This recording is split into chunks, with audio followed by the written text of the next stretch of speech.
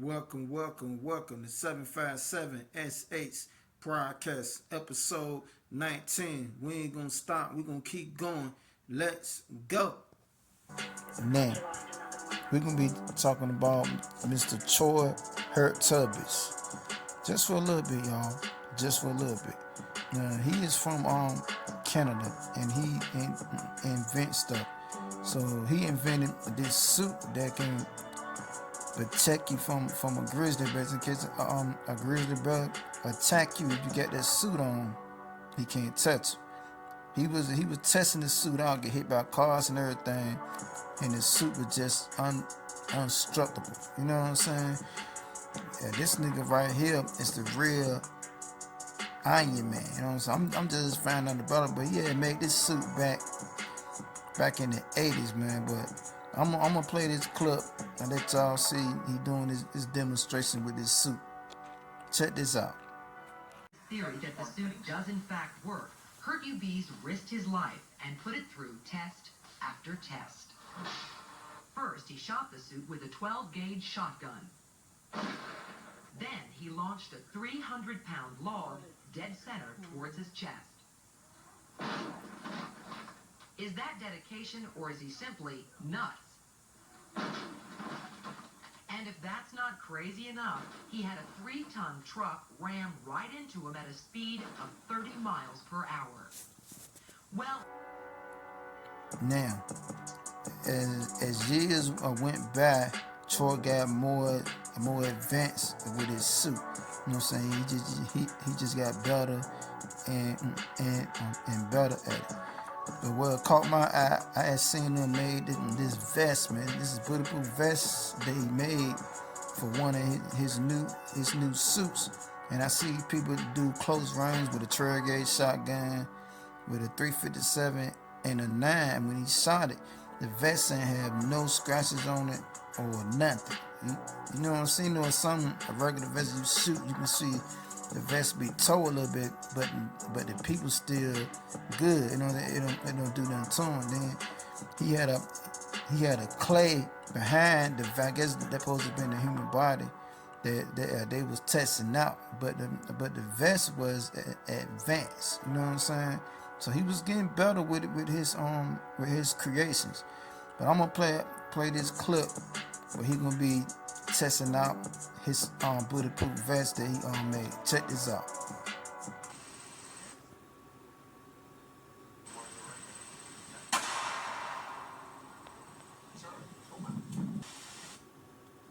Fucking do it. We're doing 9, 9, 357, 357, and a 12 gauge at 2 feet, all within a grouping the size of a small coffee maker. So we're gonna do a 357. Here are the 9s. 9 and 9. He's gonna go 357 here, 357 there. We're gonna do a 1-inch spread. And then basically over top of the bush, we're doing 12 gauge. You should take it off the tongue gas, work, and then go. Oh, there shouldn't be a scratch on it. Good to go? Yeah, good to go.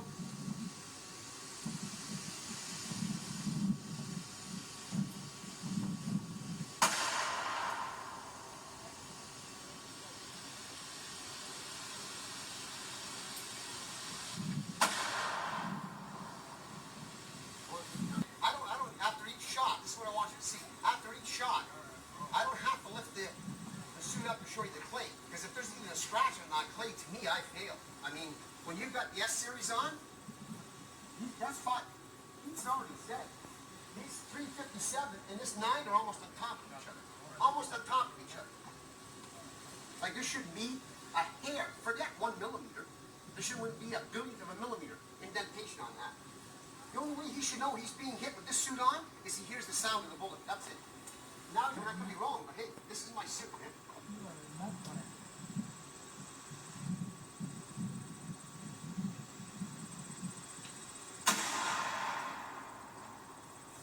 Mush the whole thing up. Now that's what I want. That's what I want now. Okay? Uncut film. That's 5 rounds. That's 2 9s. 2 357 magnums, 12 gauge, 1.5 ounce Savage slug pump at 2 feet away, one on top of the other. Ballistic clay underneath there. You saw my soft body armor with the 12. And though it was 3 times better than the competition, you see the indentation in the clay on that? This is one on top of the other. There's the clay. Alright? That's nothing. He don't know he's hit. He don't know. Now, I'm telling you, this guy was something else, man. But in 2018, he had passed away. You know, so I think they said he died in a car accident. I don't know if the government killed him or he just died. You know what I'm saying? Cause that nigga had a new suit, but I couldn't find no clips to show how that worked. But he was smart, man. He was a real Tony Stark. You know what I'm saying? He had a real suit that was like that. You know what I'm saying? So that was just something I wanted to talk about, man. But let's move along to this white guy, man. He was talking about hip-hop, talking about how it's destroying the black community, talking about creating gangsters and killing each other and all that stuff, and he was saying, but check this out. See, I had a lot of comments when I said that shit about Jay-Z and hip-hop altogether, but it's true. You name one goddamn good thing that's come out of the hip-hop culture, I'll wait. Is it the enormous amount of people that have gone to prison trying to live that bullshit lifestyle y'all rap about? How many people gone to prison? How many people been murdered? How many people in the streets trying to live that fucking bullshit lifestyle y'all brag and talk about like it's something special, like it's so cool to go to fucking prison? What has the hip-hop culture done for the culture in general? They ain't done nothing for it. They ain't done a goddamn thing. It's made a lot of people dead.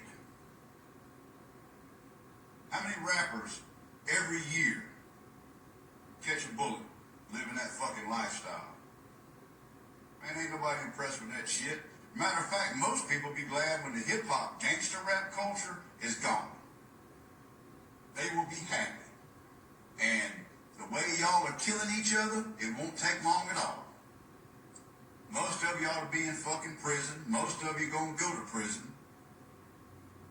Drug dealing, gang banging, murder for hire. There is not one redeeming quality that comes out of gangster rap.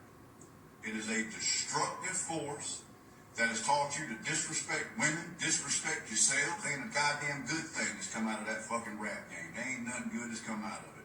Just a lot of murdering, a lot of drug dealing, a lot of lives ruined, a lot of the inner city destroyed. And you know what? It was by design. You had a bunch of people that looked like me saying, man, how are we going to sell this to make millions? And they found a way to sell it to make millions. Now, Mr. White Man, I agree with everything you said. I can't really disagree with it, because you're right. At the end of the day, words do got power in it, and it do set the atmosphere. You know what I'm saying? And niggas do be rapping about negative stuff, man, but you gotta understand that it ain't just the music. Sometimes it can be the environment that people go up in. They might be around that stuff all the time. You know what I'm saying? Some people go up in the ghetto, they turn out good. Some people go up in the hood, they choose what they see. They want to sell drugs too. They want to be out there and be gangsters, whatever too. So it ain't just the music. It's the environment. It's the music and everything. You got people that listen to hip hop. They ain't gonna grow up in the hood that's not even gangster. They ain't never shot nobody in their life. They ain't doing none of that. Doing good in life. You know what I'm saying? But words do got power in it. You know what I mean? It's just like artists when they come out with music, the label be choosing the negative songs to put out before they tell them to put out a positive song. You know what I'm saying? So it's just a agenda against, you know what I'm saying, the black people. You know what I mean? Just black people just going for it, but I can say that it does affect us. You know what I'm saying? The music does. You know what I'm saying? It's just like Tubi. Most of their black movies be promoting gangsters, hoes, just making black people look terrible. Them the movies that they want to promote. They got a good couple of movies out of that straight. But Tubi mainly promote violence, drugs, and against all this, and act like that's the only thing that black people is about. But Mr. White Man, what I do disagree with is all black people ain't gangsters. All black people listen to their music don't turn out like that way. It's not true. Nigga, cause I listen to it, ain't nothing like that. It don't affect everybody the same, but some people it does affect, and some people does look up to. You know what I'm saying? But enough about that, man. Let's talk about this shooting at Kansas City Super Bowl parade. Yeah, they said it was just 2 juveniles, and I think it was 2 more, so it was probably 4 of them. I know I seen on the clip that the nigga said caught one dude, and the people jump on one dude, and they was holding him down until the police came. But what it was saying, it was an altercation, and they got to shooting. You know, these ignorant niggas don't know how to shoot. They shooting everybody else, but the target that they trying to shoot. So 21 people got hit, and then a lady got killed. I seen that on the news. You know what I'm saying? So basically, man, ain't nowhere safe no more. Ain't nowhere safe no more, man. So when you go to places, man, just pray before you leave the house, man. Believe in God, stay close to God. You know what I'm saying? But like I say in every video, you living in evil, wicked times, man. But I'm gonna go ahead and I'm gonna play this clip of this Kansas City Super Bowl parade massacre. Check this out. Graves, Kansas City, Missouri Police Department. At the conclusion of the Chiefs rally today, there were shots fired on the west side of Union Station. Immediately, officers responded to the area, took 2 people into custody, and also immediately rendered life-sustaining aid to those victims. We're still gathering information on the number and the status of victims, but like I said, we know that one of the victims is deceased. We also know that officers ran towards danger. Officers were there to keep everyone safe. I'm angry at what happened today. The people who came to this celebration should expect a safe environment. We had over 800 law enforcement officers, Kansas City and other agencies, at the location to keep everyone safe. Because of bad actors, which were very few, this tragedy occurred, even in the presence of uniformed law enforcement officers, who again ran towards them and took them into custody. One, we've spoken to the Kansas City Chiefs, who made clear that their prayers are with everyone who was at the parade today, everyone in Kansas City, and everyone who was touched by this incident. They also noted that their players, coaches, and staff are all accounted for at this point and safe. We, however, note that this is a fluid situation, so all that we are sharing now may change as the hours go ahead. We've also received a call from the White House that offered all federal assistance in the investigation. We have federal agencies present today. We appreciate that, and certainly in the days ahead and the hours ahead, we will make sure we continue to do this work. Thanks for watching. Now, let's move along to Shannon versus Mase. Yeah, they had a little back and forth, man. I seen it was on Cameron and Mase. They was talking about the Mike Epps and the Shannon situation, and they was just joking around.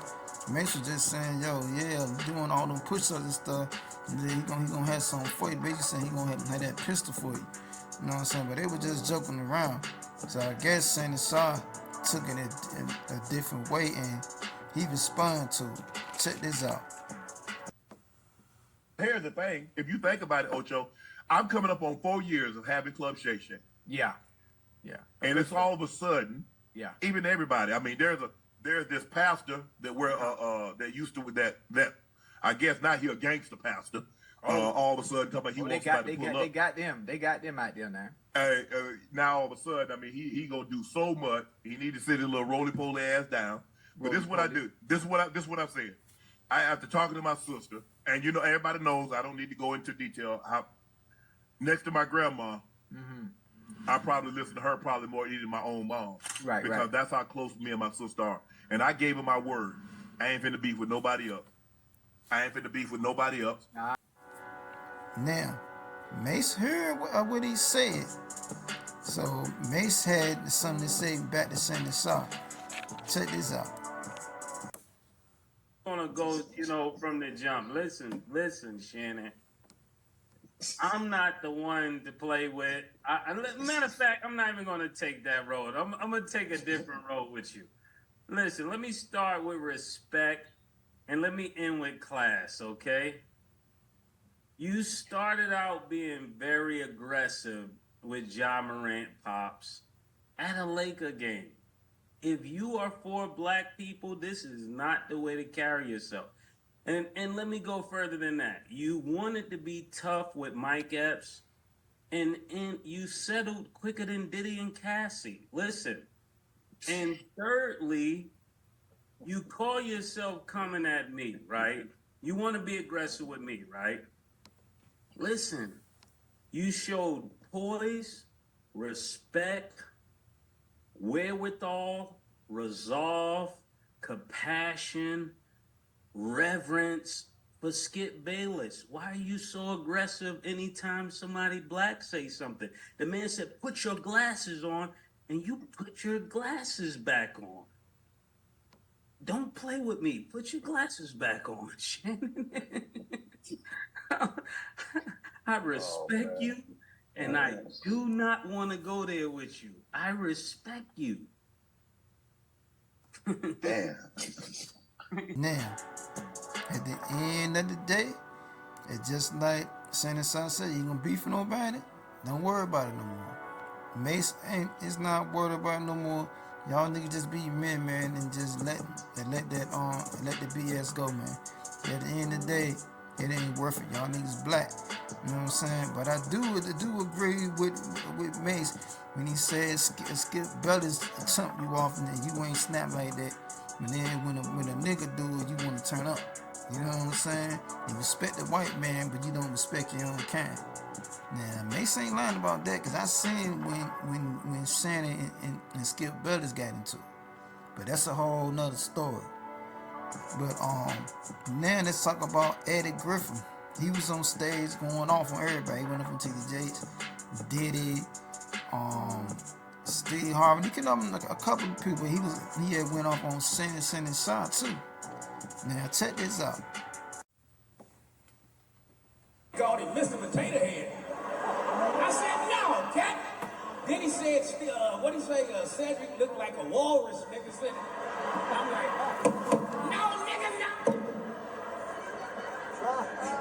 Nigga, he got Ricky Smiley so good. Ricky Smiley got on the internet making tea and started crying and disappeared. Ain't nobody seen him since, nigga. He ain't did no more posts. He just disappeared. I called Cat on the phone and said, nigga, you better be on the lookout for Smiley. That nigga wants to come smiling. Quiet was the one to get you. He's smiling, nigga. I said he might show up with a dress on.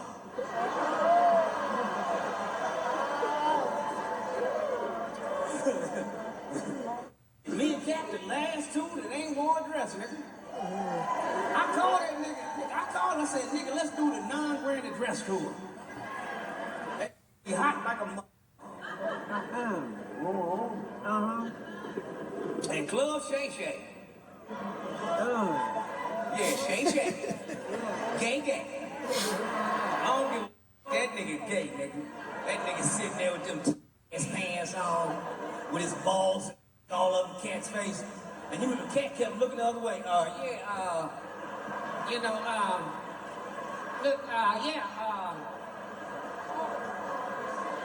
You can tell how that nigga drink, nigga, he gay, nigga. He kept on saying, now, Cat. That's lips, nigga. That had them licks. Don't no nigga drink like that. Now, Cat.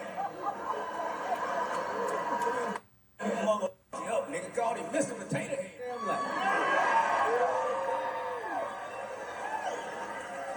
now, why was stayed waiting on this again, nigga, I was searching the internet. And I seen some, and I said, did he? Did he? Did he? I know he did it. He did it. Take that, take that, take that. Bad boy for life, my. This nigga's on his way to jail, y'all. And Suge Knight there waiting on him. You know, as soon as he get in there, nigga Suge be like, you tired of your silly dancing all up in your cell? Come on over to death row! God damn it, nigga. Yeah, him and TD Fakes. Oh my, y'all know that's a fact. It's a fat gay mother. And that's why the back of his neck look like a pack of hot dogs. Fat, greasy mother. God don't like that mother dog. He's a walking sin. Anything in excess is a sin. He's a fat mother walking sin. Yo. Now, Shannon Sharp responded to what Eddie said about it. Check this out. Starcrest, I get it. Moved on. I mean, that's what they were. Hey, that's what they want to do. Fine, have at it. I'm done. But like I said, I gave my sister my word. I'm moving on. But she told me something back. Like I said, I told my sister today. I sent her something, and she picked up the phone immediately. Yeah. She said, Shannon, what did Grady always tell us? She said, boy, a lie or die. Yeah. She said, Shannon, at some point in time, you're going to have to learn you can't fight the devil every day because you'll fight a never-ending war. Pick and choose the battles you want to fight. This ain't one you should want to fight. People going to let them say whatever. You know who you are. Right. You know what you are. What they're doing now is that they found out that Shannon is the hot thing. They're using the same joke, but at some point in time, it's going to get old and people are going to get tired of y'all saying that Shannon gay and Shannon this, and you're going to have to get back to telling jokes. Now, please tell me you're not running out of jokes. As Colonel Jessup said, please tell me you ain't pinned these two Marines on phone calls and toothbrushes. Please tell me. Please tell me you're not going to use Shannon as your punchline for the next 3, 4, 5 years. You're going to have to start telling jokes. Please tell me you got jokes. Yeah. Now, Shannon keeps saying that he promised his sister he ain't going to beef no more. Well, if you ain't going to beef no more, Shannon, why even speak on it? You shouldn't even bring it up. You know what I'm saying? Like, straight up, I wouldn't even speak on the situation. I wouldn't even bring it up. I wouldn't even feed into it. So stop feeding into it. But hey, I ain't mad at you. It's more content for us YouTubers. You know what I'm saying? So you gonna keep responding, nigga. We gonna keep talking about you. So that's the way I carry. You know what I'm saying? Eddie just doing what he do to get that money. To get that money, what he doing? It's a good promotion. It's a good move because everybody talking about Eddie. So it's gonna bring more people to his shows and more money in his pocket. That's it. You know what I'm saying? Now, let's move on to this banker, this CEO of Nigeria, named Herbert. And I can't even pronounce the nigga last name with V, some shit. But he's the CEO of a bank, man. It's worth billions and billions of dollars. And he got the biggest bank in Africa. You know what I'm saying? He got the biggest bank in Africa. And on his way to the Super Bowl, him and his family got killed in the helicopter crash. Blew up. You know what I'm saying? It crashed and it blew up, man. So now it's like this. Who the money gonna go to? Who you think the money gonna go to? It's gonna go to the elite. To them niggas. You know, to the government over here in America. They the one got them knocked off. Either they came to him and told him they want him to be down with the one world currency. You know that they want to have one world currency now. They don't want no competition, nigga. They trying to bring in this new world order. Ain't no competition. It's like state property. You get down or you gonna lay down. It's just like the dude from Cash App. Y'all thought that was something random? No, that was a hit. You know what I'm saying? They had to get them out the way. You ain't want to get down with the one world currency, we gonna get you out the way. You know what I'm saying? It's a lot of more people that had their own crit sons, their own little money thing going on. They got knocked off. I just ain't gonna talk about a lot. I'm just giving y'all an example about the cash app. He was one.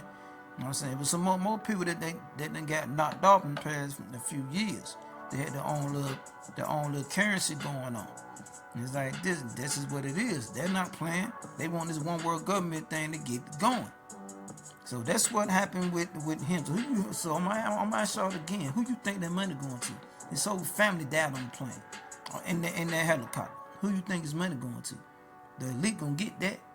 Yeah, they gonna get that. You better believe it. You know what I'm saying? So they already own a lot of stuff in Africa, them and China. And all them niggas work together behind closed doors. You know what I'm saying? Satan got niggas in every country who he controls. Like I said, they're trying to start this one world government, and that's what it's about. You don't want to put your currency down with us, they're going to get your ass out the way. And that's what happened to Mr. Hurt. You know what I'm saying? It feels sorry for him and his family, but they had to go out like that. But hey, man, it's an evil game. You know what I'm saying? You a target, you a billionaire. You own banks, nigga, in Africa. You don't think they don't want you to be down with them? You must have seen one thing about Satan. It will come to you first, nicely, and gives you a proposition. If it's something serious, they're not taking no for an answer. Let me get you out of the way. If it's something not that serious, they just want you to join them up. They say cool, whatever, nigga. You know what I'm saying? They leave it alone. But if it's something they really want, and then you don't want to get down with them, they're gonna get your butt out the way. And you got billions, you worth billions, they're gonna get you out the way. You know what I'm saying? It's just like Titanic. Just like how they started the Federal Reserve. They said it was a nigga, I forgot his name. He was up there, he owned half of America. But that night, him and a lot of more people was on the Titanic. Titanic was set up for a hit. Once they got them, because Rockefeller and the Rothschilds, all them niggas was on the ship with them, but they got back off the ship because they knew what was going down. And then once he died, they died, wanting more competition. So they started the Federal Reserve. That's how the Federal Reserve got started. You know what I'm saying? It's all the game, y'all. That's all it is. You see what I'm saying? That's it. Anyway, man, that's enough for today, man, for episode 19. Thank y'all for watching, man. Like, comment, subscribe, man. We ain't gonna stop. We gonna keep going. Let's go.